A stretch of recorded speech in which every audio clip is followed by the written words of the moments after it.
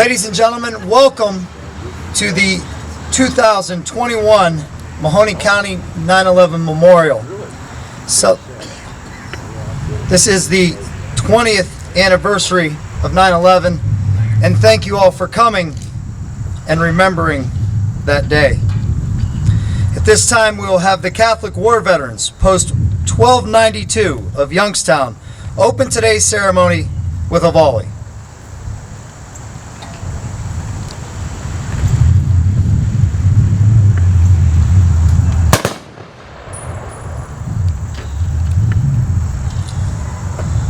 For our opening prayer, it's my honor to welcome Father Gregory Fedor of St. Joseph's Church.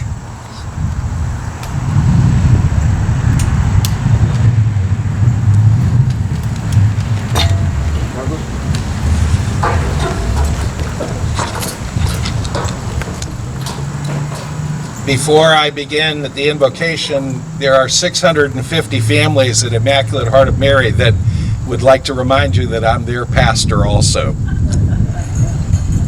Let us pray. We remember, God of history and remembrance, we remember.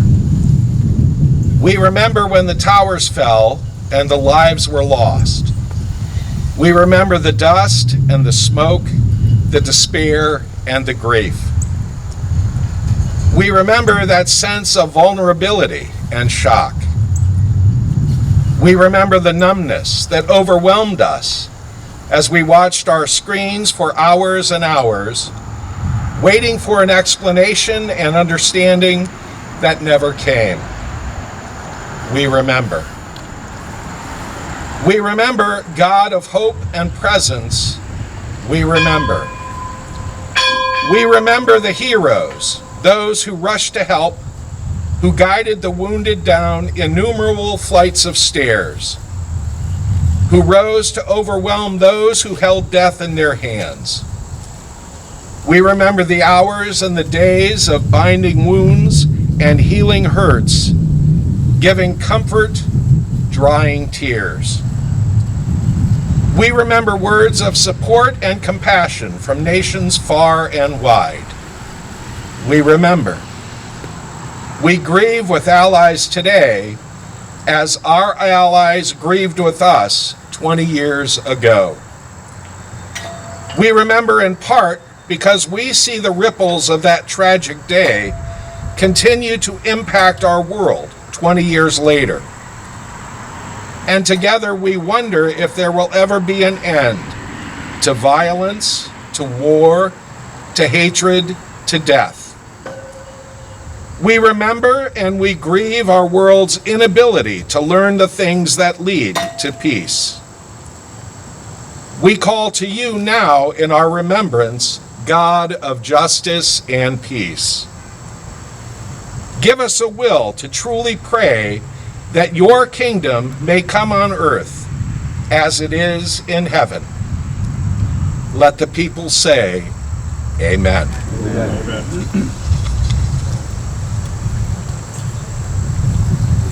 If you'll please remain standing. At this time, I would ask the Austintown Fire Department Honor Guard to please post the colors.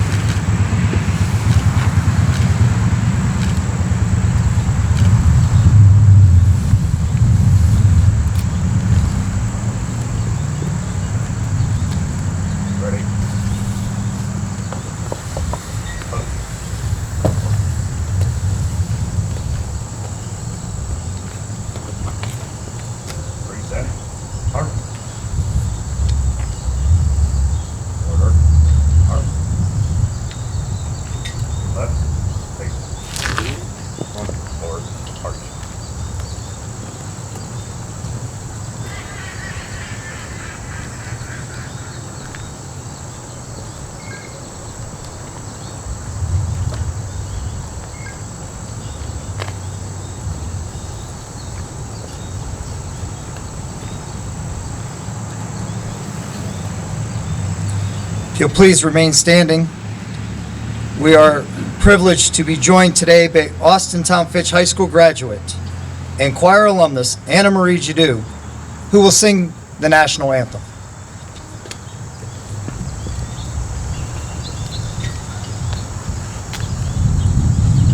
Oh, say, can you see by the dawn's early light what so proudly we hailed at the twilight's last gleaming, whose broad stripes and bright stars through the perilous fight o'er the ramparts we watched were so gallantly streaming, and the rockets red clear, the bombs bursting in air, gave proof through the night that our flag was still there.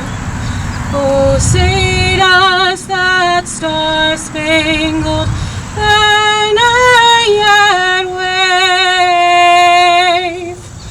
o'er the land of the free and the home of the brave?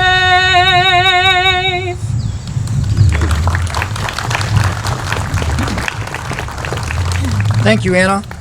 You may be seated. Ladies and gentlemen, we gather here this morning to remember those who lost their lives. We in Mahoney County are so very fortunate to have this memorial to allow us a place to come, to gather, and to remember all of those from that day. Noticeable in his absence today is Patrick Conley. It's ironic that I reached into my pocket here on my way and I had a mask in my pocket, but I also had a card from a funeral home. The last time I wore this suit was Pat's funeral. Reaching in there today, it kind of reminded me that he's still with us. Ladies and gentlemen, I'd ask for a moment of silence to remember the curator of this memorial, the visionary who thought this memorial up and made sure it was here for all of us to remember those who lost their lives on 9/11. Ladies and gentlemen, a moment of silence for Patrick Conley.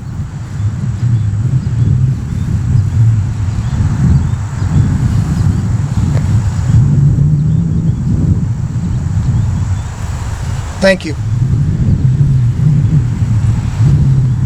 At this time, we would ask Director Bill Klein of the Austintown Fitch Concert Choir and his beautiful Fitch High School students to grace us with some musical selections.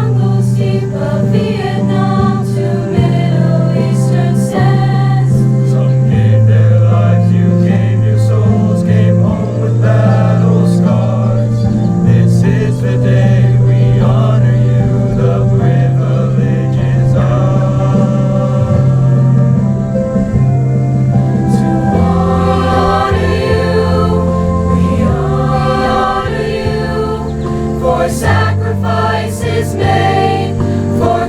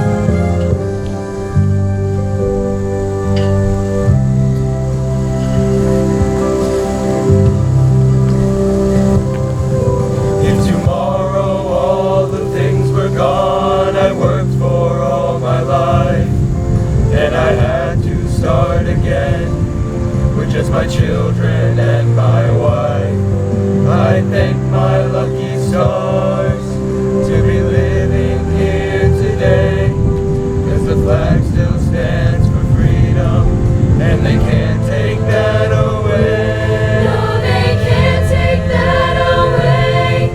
And I'm proud to be an American, where at least I know I'm free. And I won't forget the man who died, who gave that right to me. And I gladly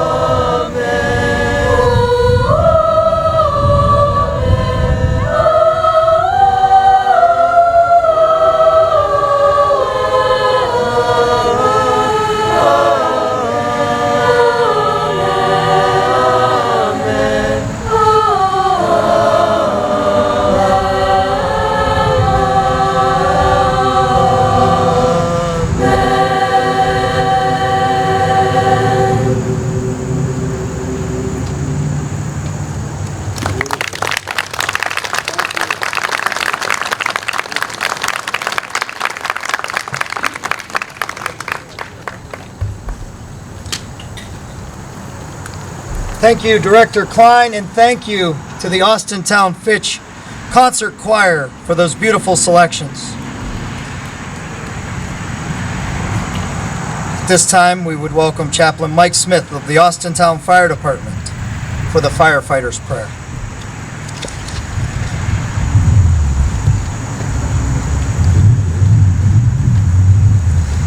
The Firefighters Prayer. When I am called to duty, God, whenever flames may rage, give me the strength to save some life, whatever be its age. Help me to embrace a little child before it's too late, or some older person from the horror of that fate. Enable me to be alert and hear the weakest shout, and quickly and efficiently to put the fire out. I want to fill my calling and give the best in me, to guard my neighbor and protect his property. And if according to your will I have to lose my life, please bless with your protecting hand my children and my wife.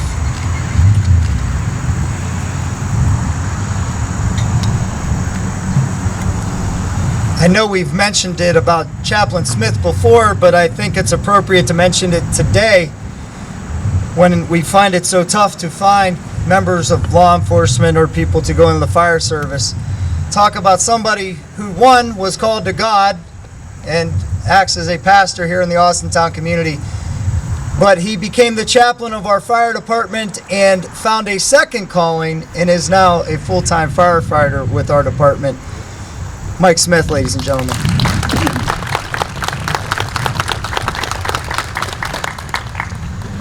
At this time, a man who needs no introduction. It is Sergeant Jeff Toth, retired of the Austintown Police Department, with today's Police Officers Prayer.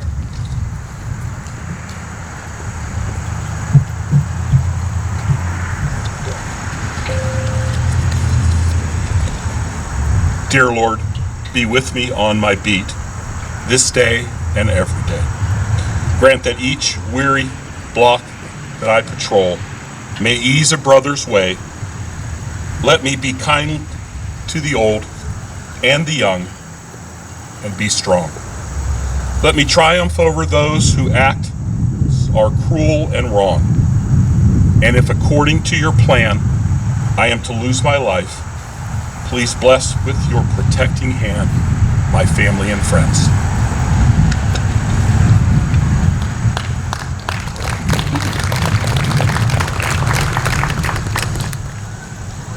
We are honored today to have 3 guest speakers.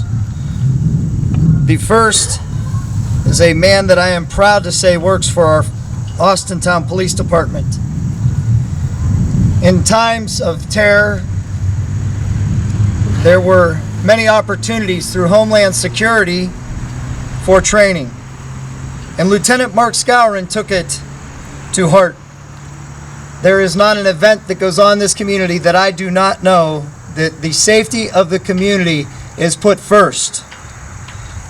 As we prepare every year for our fireworks, I'm handed a report of everything that Mark has mapped out to make sure everybody that attends is safe from acts of terror. Ladies and gentlemen, please welcome to the stage Austintown Police Department Lieutenant Mark Skowron.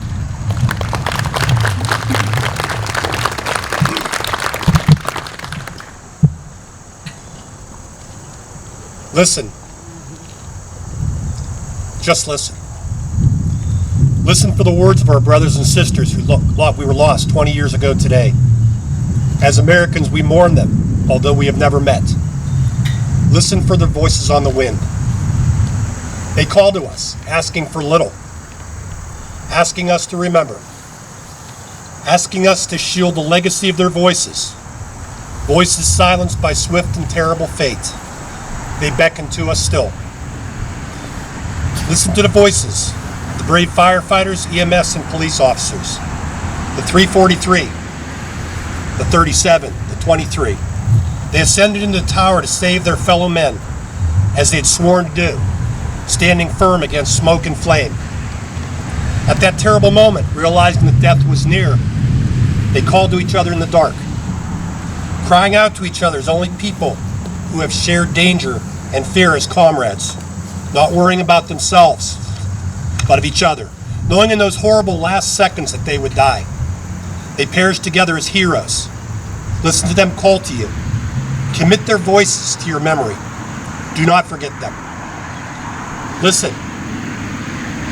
Listen to the voices of your fellow citizens, caught up in a tragic affair they had no time to prepare for or to comprehend.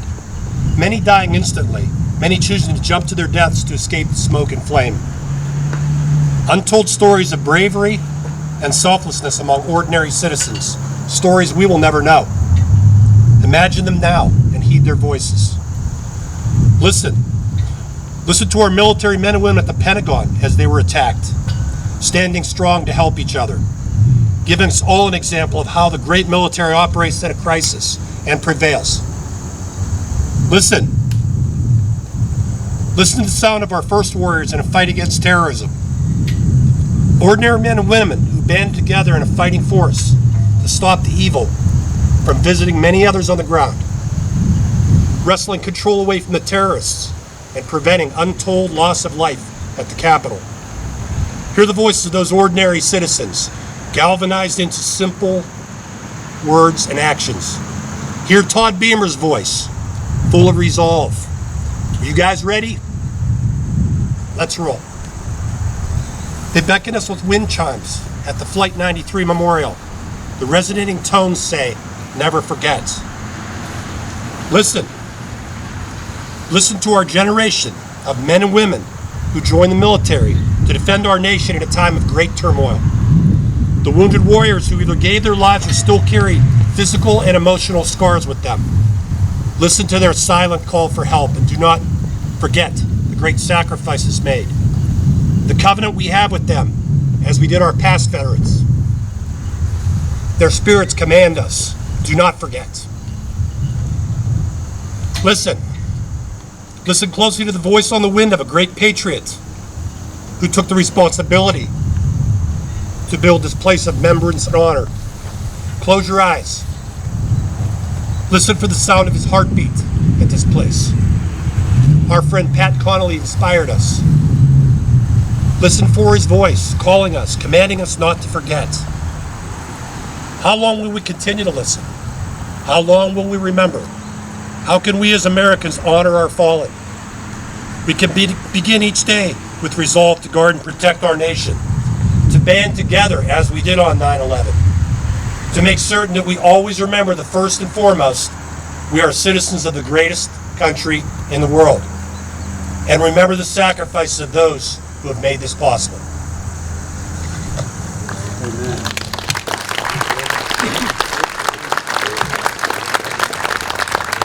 Thank you, Mark. In times of terror, in times of war, there are others that are called to serve in our military. We are so thankful to have with us today Sergeant First Class Susan Karachek of the U.S. Army. She served tours in Iraq and is now serving here at home as the leader of the Mahoney County Veteran Service Commission. Ladies and gentlemen, please help me welcome Sergeant First Class Susan Karachek.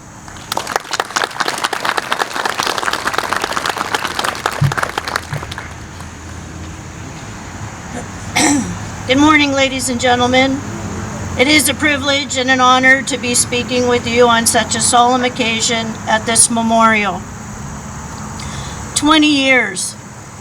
We can all recall what we were doing at the moment when our world was changed forever. I remember that day as if it were yesterday. All the images, the tragedy, and loss will be forever embedded in my mind. As I returned home from work that day, I was wondering how I was going to explain this tragic day to my 8-year-old son.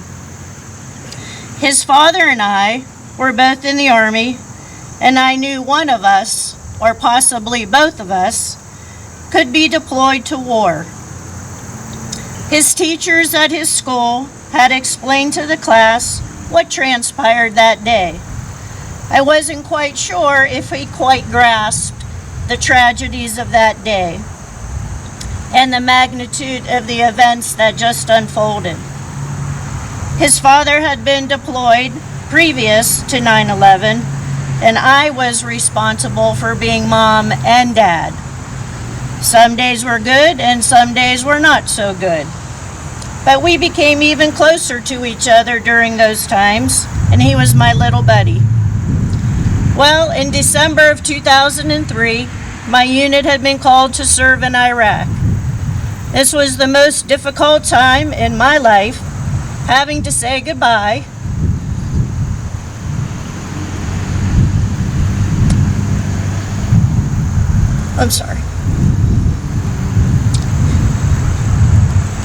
having to say goodbye to my family, my friends, relatives, but most of all, my little buddy.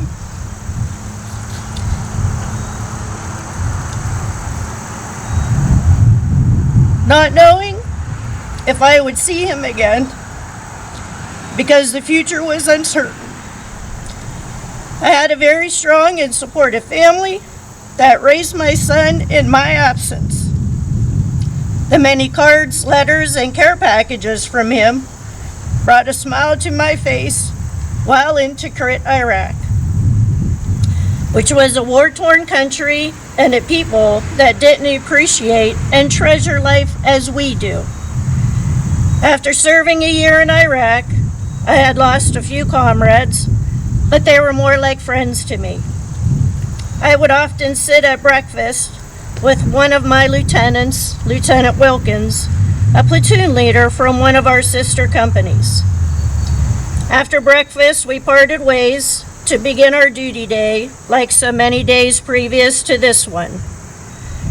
As we both went on separate convoys and we returned to our forward operating base, I later found out that afternoon that Lieutenant Wilkins had been killed in a convoy from a roadside bomb.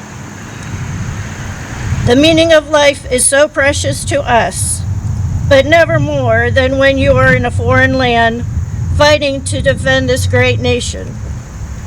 I will never forget my time in Iraq, the friends that I made, and most importantly, the friends that I had lost. The images of that day will never leave us, but what also stands out is what we discovered about ourselves in the face of so much terror. So many Americans rose above their fears. Their call to duty that day was to risk their own lives to save others. Today, I ask for your prayers for all those who grieve, for the children whose worlds have been shattered, and for all whose sense of safety and security has been threatened.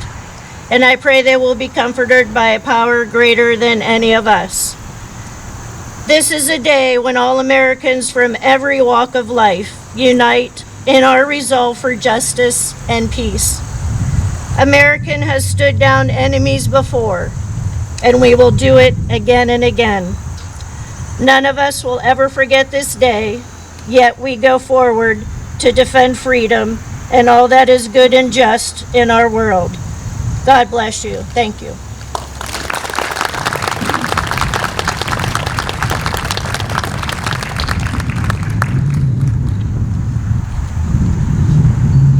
As a community leader, you begin to learn the inner workings of departments such as the fire service. Mahoney County, I must say, is truly blessed. When you take a look around here today and you see the many fire apparatuses that are on display, and you look at the men and women in the back of the room that serve in the fire service, they are led by some of the most qualified and greatest individuals that this state and country have to offer. I truly don't think the residents of Mahoney County realize just how blessed they are to have some of the chiefs that they do leading their communities. We are honored here today to have one of those chiefs. He is also the president of the Mahoney County Fire Chiefs Association. He is also a friend, even though he's from Boardman. You knew I had to take at least one shot, right, Mark? It's that friendly rivalry that you always know, no matter what, though, if we need them, Boardman's coming, and they'll have our back. Ladies and gentlemen, please help me welcome Chief Mark Pitzer.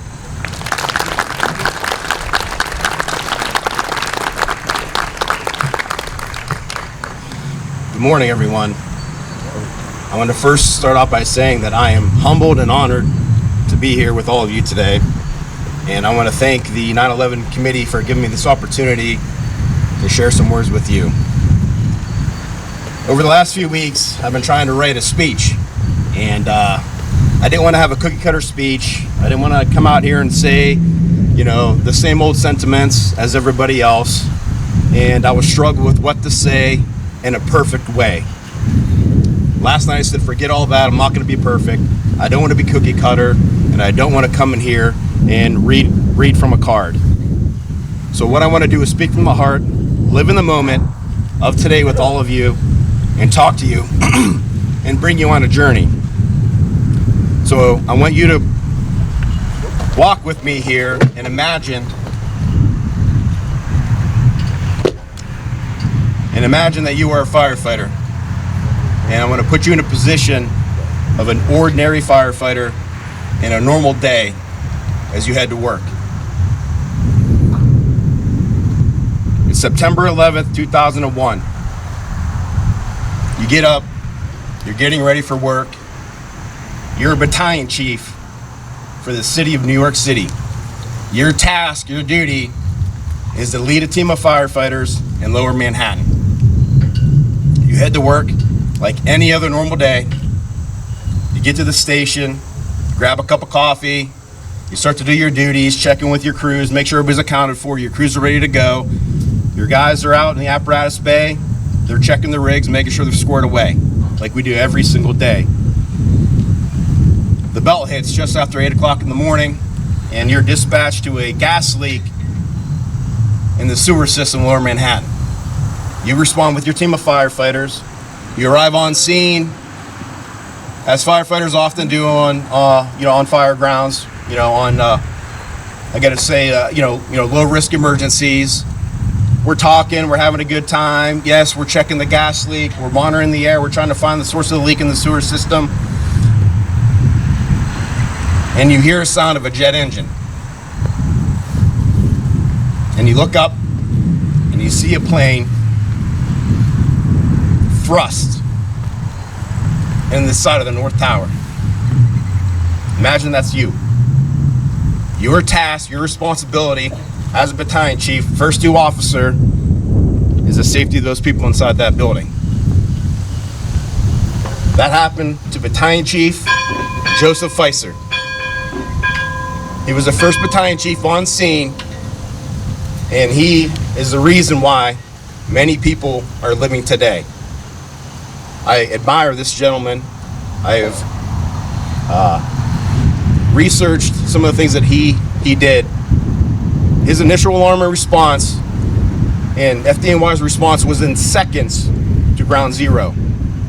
He dispatched a third alarm initially, bringing 150 firefighters to that scene.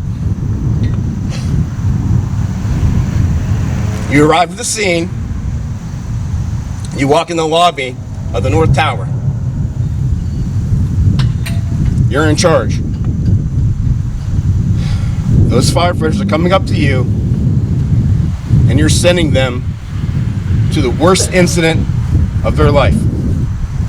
Many of them walked in, they looked at each other, and they knew what their possible fate might be. And Chief Fizer said that every single firefighter made that personal choice to go up that tower. And if you're in the fire service, you know exactly what I'm talking about. If you feel that your life is in danger, immediate danger, you don't have to do that task. Every single one of them took their job assignment and went up that tower. Furthermore, Chief Fifer, Engine 33 walks in the door. He walks over to the lieutenant, stares him in the eye, they make eye contact. They know that this is going to be the worst day of their life. He gives them an order to go up that tower. That lieutenant from Engine 33 takes the assignment, turns around and walks away. That firefighter was his brother. I give you this story because that is what firefighters are all about. That chief officer gave his brother a task that he knew he may not see his brother again. He sent his brother in harm's way. Why? Because we swore to protect our citizens. Much like the military, we will do a job that nobody else wants to do. And today, on this day, Patriot Day, we honor our firefighters, we honor our police officers and first responders. 343 firefighters died when those towers collapsed, doing a job that every single firefighter in Mahoney County would have done the same. I take you a few miles south in Arlington, Virginia. Many of you who know me, I had a pretty rough start to my career. I was laid off, and during my time when I was laid off from Boardman, I worked down in Fairfax County, Virginia, which is just outside of Washington, D.C. Fairfax County encircles Arlington. And during my time in Fairfax, after I got out of the fire academy down there, my first assignment was Station 426. That station sits at Etzel Road and 395, just 8 miles south of the Pentagon. I worked with some of the men and women who responded to the Pentagon that day. To hear their stories and accounts, it's amazing. We cannot forget about those men and women in Northern Virginia that responded to the Pentagon as well. My second assignment was at Station 411 at PennDOT, where I met a very dear friend of mine, Michael Furman. Michael Furman was working truck company 410, Bailey's Crossroads, which sits about 5 miles away from the Pentagon. Response time, minutes, called to that scene. And they were assigned to roof operations. And let me quote him. I remember every sight, sound, and smell on the roof of the burning Pentagon that day. I remember the fear every time we heard the roar of F-16 jet engines above, wondering if it was from another incoming hijacked plane. But the worst and sobering thought was of all the Americans who have lost their lives that day, some literally just feet from where they were. We bless them, their families, and our country. Michael Furman was on the roof of the Pentagon that day, just steps away from people inside, military personnel, civilians, 183 service personnel, and civilians died at the Pentagon. We cannot forget about them as well. We always talk in terms of ground zero as the highest loss of life we've ever experienced as a country. We had the same first responders in Northern Virginia that responded to the Pentagon under the same circumstances of those firefighters in New York City to go do that task to save lives. We also cannot forget about the brave men and women of Flight 93 who took over a plane to prevent further life from being lost. I want to be in this moment with you and share these stories. We all know where we were on September 11th. Many of us remember it like yesterday. The days following 9/11, I want to get back to those days as a country. We have lost our patriotism. We need to find it. We need to get it back. And I'm asking all of you to do that with me. Forget all about the politics. Forget about what we're faced with today as a nation. Regardless of those challenges, we're always going to face challenges. We are still the greatest country in the world. Period. End of story. And I'm asking all of you to walk with that journey with me as we should be moving forward as a nation. Love thy neighbor. Today is Patriot Day, and I'm honored to serve this community, and I'm honored to serve you. Thank you.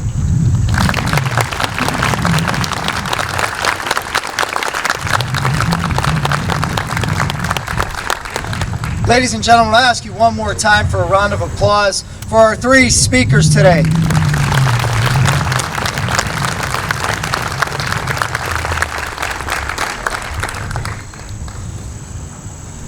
This memorial is made up of some magnificent things.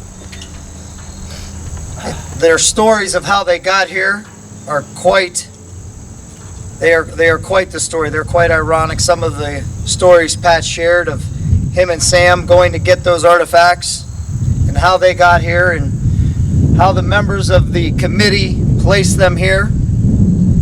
To tell you about the 9/11 Memorial, to give its introduction, please help me welcome a friend, your Mahoney County Commissioner, Mr. Anthony Traficant.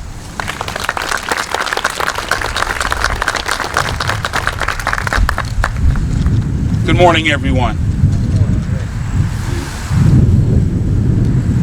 First of all, I'd like to say how proud and honored I am to have heard from our speakers here today, and how much respect I have for them and each and every one of you that represent our military, our police, our fire, our EMTs. You are truly amazing people.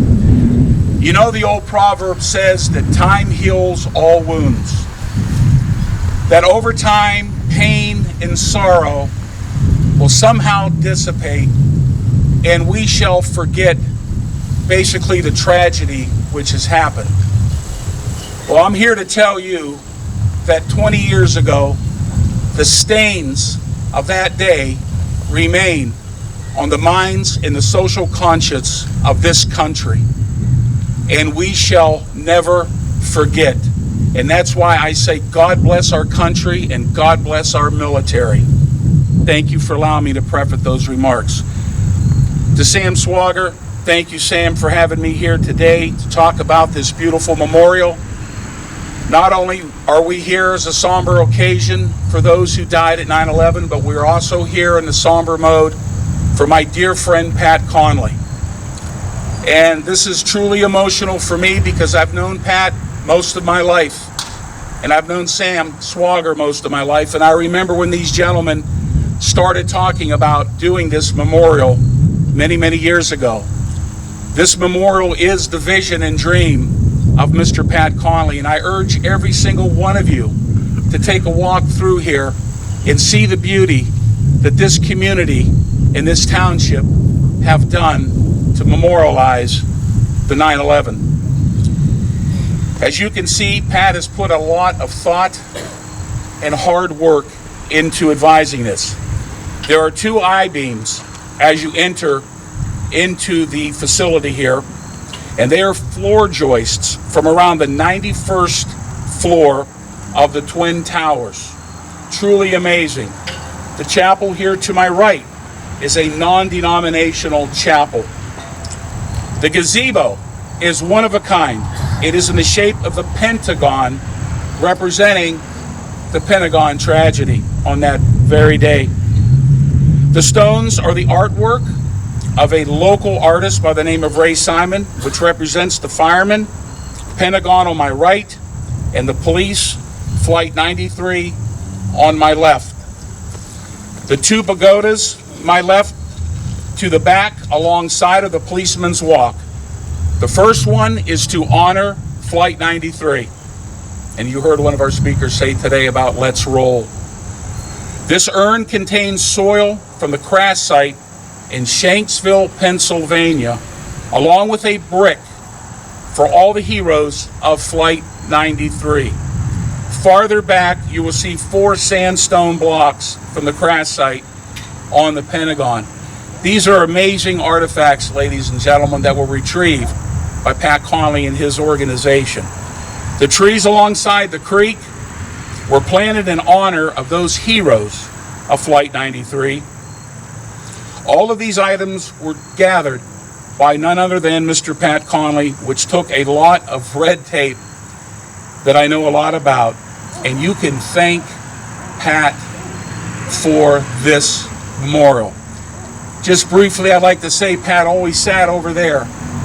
He never wanted me to recognize him, and he never wanted to be the front man. He just wanted to stay back and be the guy that got things done. Well, I tell you what, he certainly was that. And every time that I had an opportunity to recognize that man, I did. And I'm so glad I did. He may not be here physically, but he is here spiritually with us. I believe we can feel his spirit here today, and he's watching down on this, and this memorial will be in better hands with his position in heaven, and Pat will guide things. I want to thank the 911 Memorial Committee for having me. God bless you, and God bless the United States of America.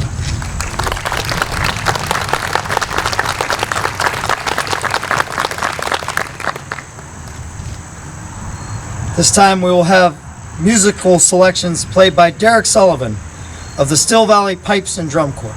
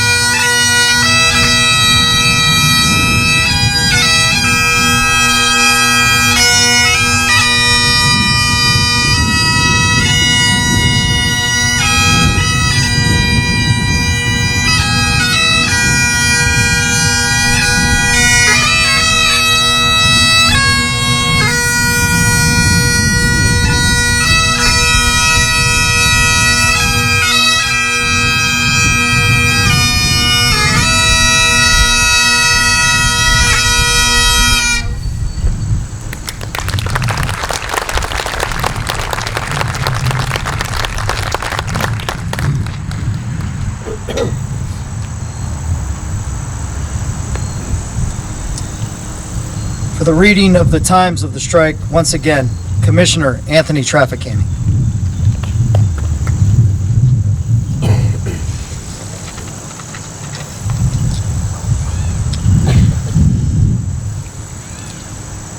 Ladies and gentlemen, I will start by reading the time that the planes left. Keep in mind that almost 3,000 people that day lost their lives due to these terrorist attacks. 8 a.m., American Airlines Flight 11 leaves Boston International Airport. 8:15 a.m., United Airlines Flight 175 leaves Boston. 8:21 a.m., American Airlines Flight 77 leaves Dulles Airport. 8:42 a.m., United Airlines Flight 97 leaves Newark, New Jersey. The time the planes hit, 8:46 a.m., American Airlines Flight 11, North Tower. 9:03, United Airlines Flight 175 strikes the South Tower. 9:37 a.m., American Airlines Flight 77, West Wing of the Pentagon. 10:03 a.m., UA Flight 93, Shanksville, Pennsylvania. 9:58 a.m., Tower 1, South collapses. 10:03 a.m., 93, Flight Shanksville. 10:28 a.m., Tower number 2 comes down. May God bless the souls of all those who were lost that day. May their memory remain eternal in all of us. Thank you.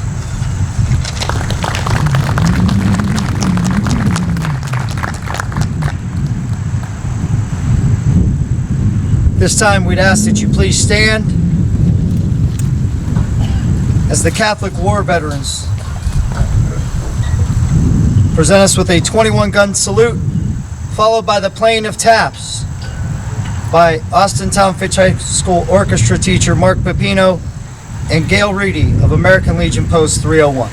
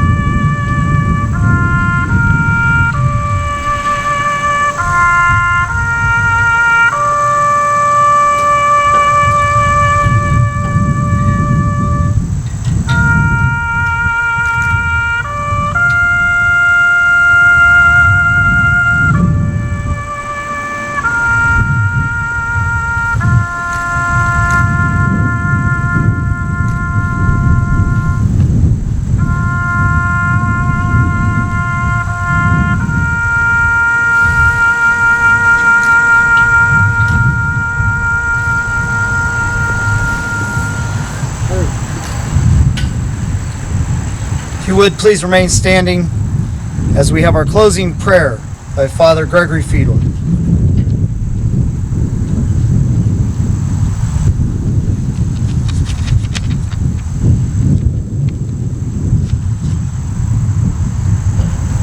God of history and hope and remembrance, we seek your grace. On this day of solemn remembrance, may we honor the lives that were lost in this tragic act. May we give thanks for those who served and saved, rendered aid and assistance. May we give comfort to those who live with loss. May we seek justice and peace where it is within our ability, and rely on you when the ability escapes us. On this day of solemn remembrance, may we build what has been torn down. May we mend what has been broken. May we live your love when hate seems to reign. May we bear witness to you, the cause of peace. Let the people say, Amen. Please be seated. We have some special thanks here today. First, I'd like to thank all of you for attending and honoring those that lost their lives on 9/11. And before I introduce this next guy to give more thanks, I'd like to challenge you all. To be a community leader does not mean you need to be elected. The gentleman I am about to introduce is a community leader. When you think of guys like Pat Conley and Sam Swagger, they weren't elected, but they chose to give to their community. They chose to be involved. Nobody paid them to do it. Nobody asked them to do it. They did it of their own free will. I remember Sam as a football coach of a Pee-wee football team yelling at a scrawny little kid that I surely didn't have to step on the scales to make weight, if that lets you know just how small I was. But this man has always done things for Austintown to make it a better community. He's truly a community leader. So, Sam, I give you my thanks before you thank everybody else. Ladies and gentlemen, Mr. Sam Swagger III.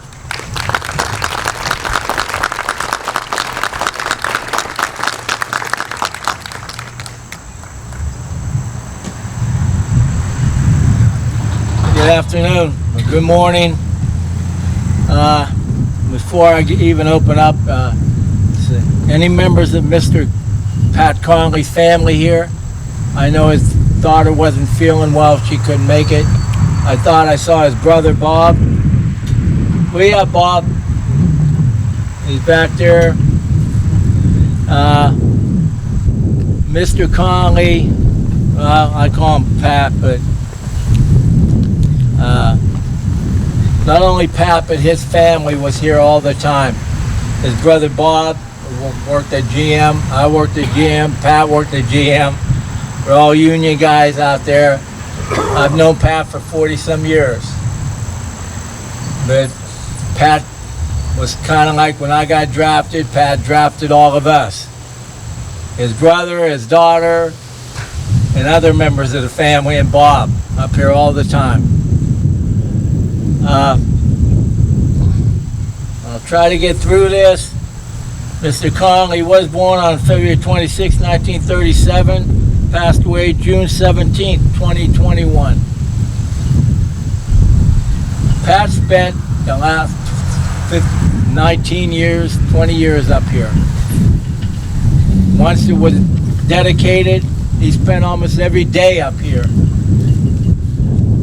Pat had sugar real bad, I think. He was on insulin twice a day, but he was up here every day. He ended up having 2 strokes, but he was up here every day. That's how dedicated the man was.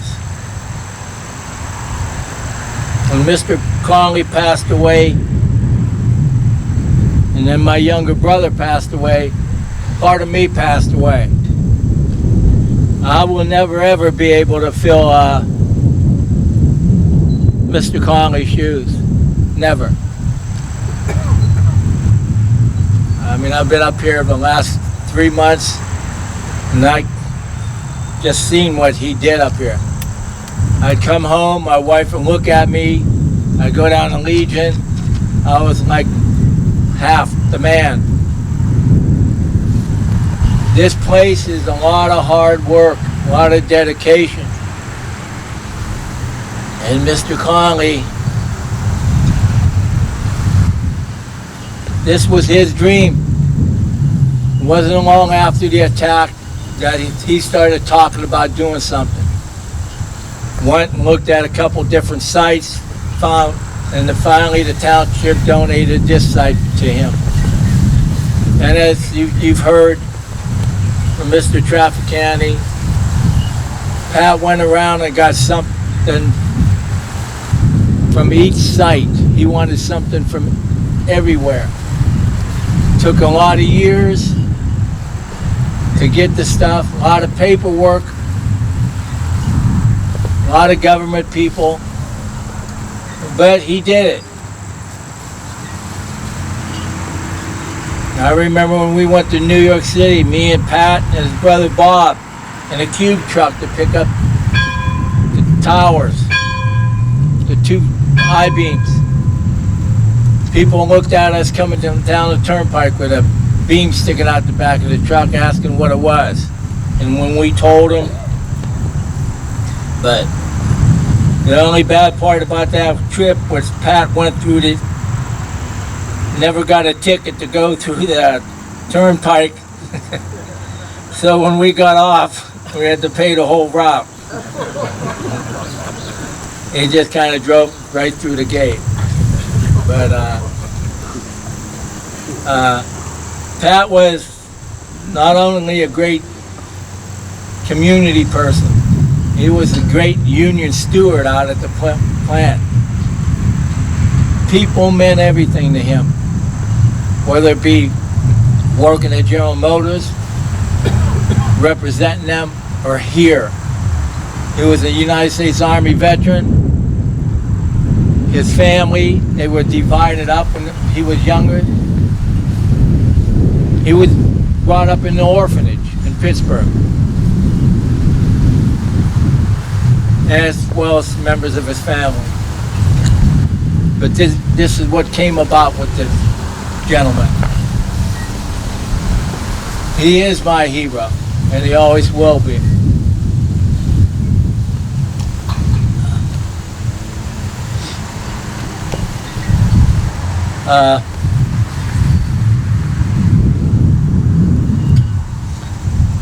Pat used to get mad, just like Mr. Davis said. If you recognize him out there, I introduced him and he got mad at me because he didn't like to be brought up on Front Street. But this was his dream. He did this. This was all him. And for him not to be able to be here on the 20th anniversary really bothers me a lot. Because I know he would have loved it, as he always did.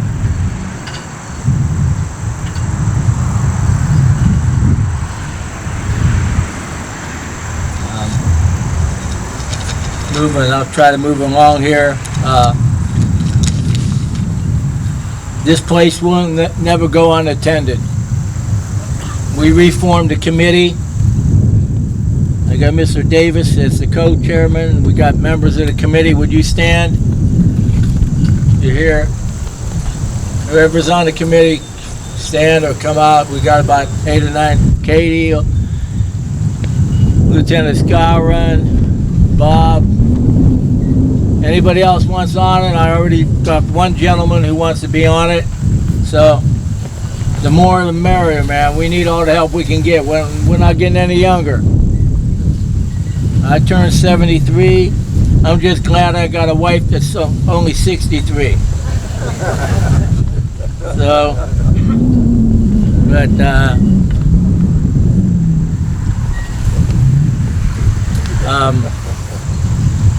Barbara Sloan, where's Barbara? Barbara's somewhere. And Katie Guzzo. These two ladies, if it wasn't for them, I wouldn't even be able to fill one toe with Pat's shoes. I got Katie through the Mr. Frost, our fire chief. Talked to Katie, had talked to him, and she's on board. She's our secretary and treasurer. Barbara Sloan, I was on vacation. I got a phone call from her. She contacted the trustees. She is a master gardener. She worked at Fellowship Garden for about 3 or 4 years. She came up here while I was gone and identified took pictures of everything here. Weeds, bushes, trees. Took them down to Fellowship, met with the curator there, and identified everything for us. And she's been up here along with some of the people I'm going to mention, and had us working our butts off.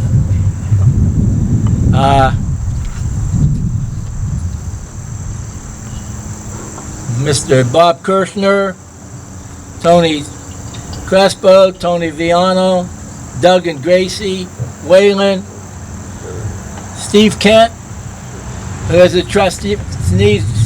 trustee never thought he'd be up here working as hard as he did.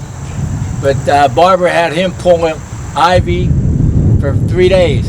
So, and he's the youngest one, so we had him doing all the hard work. Terry Johnson. This other gentleman just came on board, and I'm going to introduce him, Mr. Forrest Hall. Where are you at? Where is he at?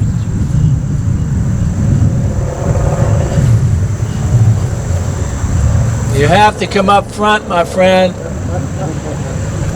Hurry up. Run, Forrest, run.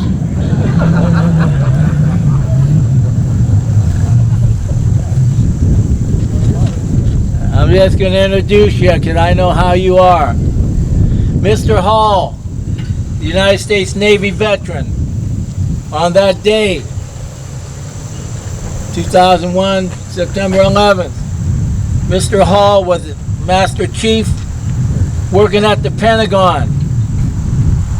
He was in a meeting with the Joint Chiefs of Staff when the plane hit the Pentagon and the roof came down on him and some fellow workers at the Pentagon. They were trapped for 4 hours. Mr. Hall is on board with our committee now, and it's an honor to have you here, sir. Thank you.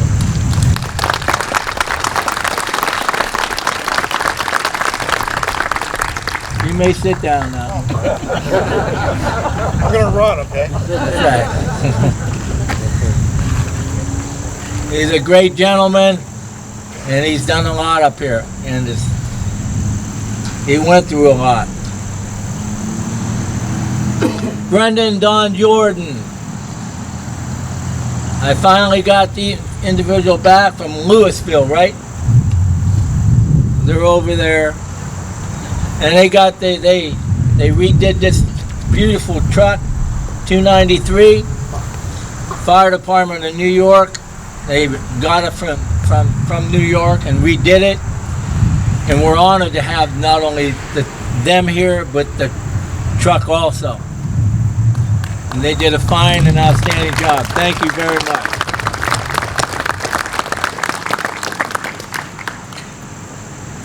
Our trustees, since we're in Austin town, without them we couldn't do a lot of stuff here. Without them I couldn't contact certain people. Our police chief and fire chief who do the invite to all the area safety forces and first responders. Katie goes through them and they get that done. We got a lot of wonderful people, not only in this community, but this valley. So if anybody ever says anything, you know, we got a lot of good people.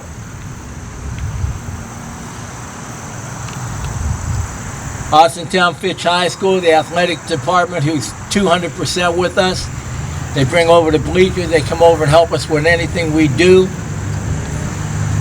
Not only them, but the school system, which is 500% veteran friendly, military friendly, safety forces friendly that I've ever seen in my life. And I'm a Cheney guy.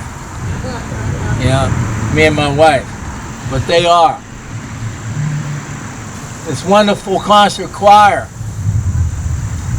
who never says no. Mr. Klein there, who I've known for I don't know how long. He calls me coach, my buddy. He got a brand new son. They are outstanding. 48 to 48, 49 years. 50 years. They've been performing at VA hospitals and or military installations. They raise money to do that. They are awesome. With my wife so she don't get mad. My sweetheart here, Anna Marie. Stand up, Anna Marie. She's in college now. She's going to be a lawyer. So she's been doing singing for us since she was a junior in high school. Since she was a junior in high school. Has never said no. And her younger sister, she says, has a better voice than her. So, but soon she passes the bar, she's going to be my attorney. Yeah. All the local fire departments, police departments, first responders, God bless you all. You young men, young ladies, because you're all younger than me,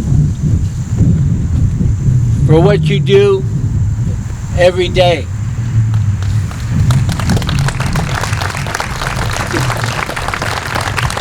Some people say, well, it's just a job. Well, I like to see some of the people to say they go out and do that job. They say the same thing about military people. Well, it's your choice. And it was their choice to do what they wanted to do, and they love it. And they do an outstanding job, no matter how small the community is or how big the city is. They still go through the same daily routines and daily threats, dangers on a daily basis, because you never know. So God bless all of you. To our military that's up here, the 838th, 237th, since 2000 or prior to that Desert Storm, them two units have been activated probably 8-9 times. And they're always here. Always. They never say no.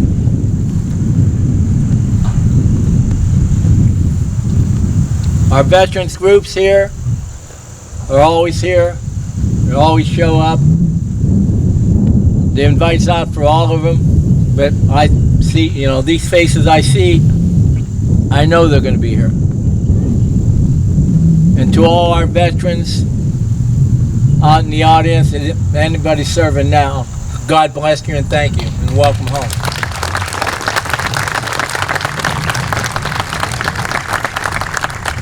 I'm almost done. Yeah.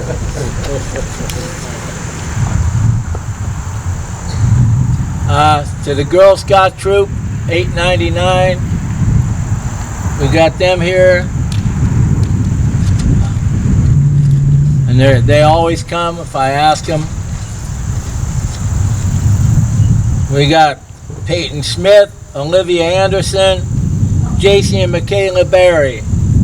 Thank you, ladies, for helping us out with the programs and the flags. And if you trying to get my one daughter get into the Air Force ROTC program, but she don't want it. I'm sorry, JC. And my lovely wife and my daughter over there for putting up with me.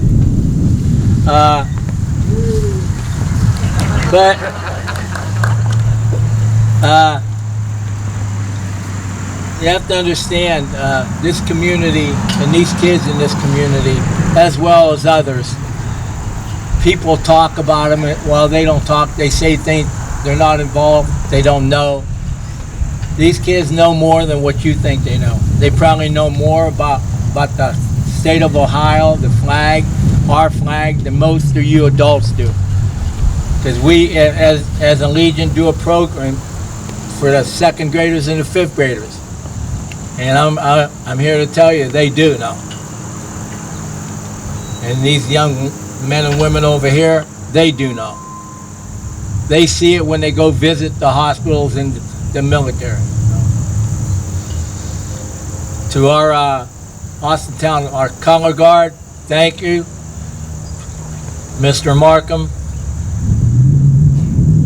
and the color guard, they're always here for us. But most of all, to all of you. And Father Fedor, thank you, sir. Is that right? I pronounced it right? Fedor? I'm sorry. And to our keynote speakers, thank you very much. And to Mr. Davis, thank you. And if anything ever happens to me, he'll be in charge of this joint. But we've done a lot of work here. If you walk through, there's been some changes. We've done a lot of planting grass, and you'll see a lot of straw. We tried to move it around. We bought 82 mums this year, and a lot of mulch. And we had a lot of workers up here helping us do it. But in closing, I just want to once again keep in your prayers the Conley family, because they lost a great father, husband, brother, and I lost a great friend. But keep the family in your prayers, because this wouldn't be here if it wasn't for that man. Okay, thank you very much. God bless the United States of America.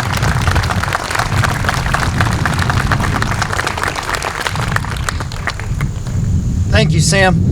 I'd like to also thank this gentleman here, this serviceman, for coming up and holding our flag. How about a round of applause? He hasn't moved yet.